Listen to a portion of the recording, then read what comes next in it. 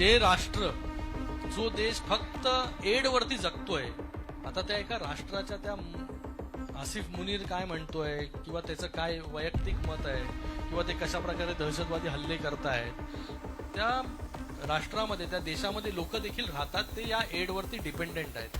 आपल्यासारखं तर नाहीये की 5 ट्रिलियन 4.2 ट्रिलियन इकॉनॉमी झालोय. 5 ट्रिलियन इकॉनॉमी आता कधी लवकर होईल, 4th लार्जेस्ट इकॉनॉमी आहे.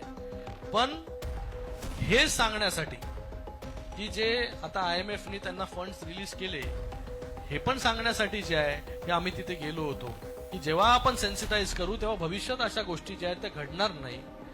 पण आम्ही जे आउटरीच प्रोग्राम केला त्याचा परिणाम तुम्हाला FATF मध्ये दिसला, जो फायनान्शियल ऍक्शन टास्क फोर्स आहे की ज्यांनी पाकिस्तानला 2022 मध्ये त्याच्या ग्रे लिस्ट मध्ये टाकलं होतं, त्यांनी परवाच स्टेटमेंट काढली की पहलगामवरचा हल्ला जो आहे त्याचा निषेध देखील जे आहे ते त्यांनी केलं आणि आता अंडर रिव्ह्यू आहे की पाकिस्तानला पुन्हा त्या ग्रे लिस्ट मध्ये टाकायचं की नाही.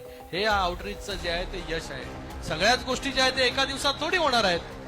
IMFने फंड जो आहे तो आता रिलीज केला, पण त्यांना ते स्टेटमेंट एक वॉर्निंग पण त्यांनी दिली. काय वॉर्निंग दिली की नेहमीप्रमाणे जर फंड्स तुम्ही डायव्हर्ट केले तर भविष्यात तुम्हाला IMF फंडिंग जे आहे ती मिळणार नाही. हे देखील तितकंच महत्वाचं आहे. अगोदर तर कॉग्निझन्सच नव्हता.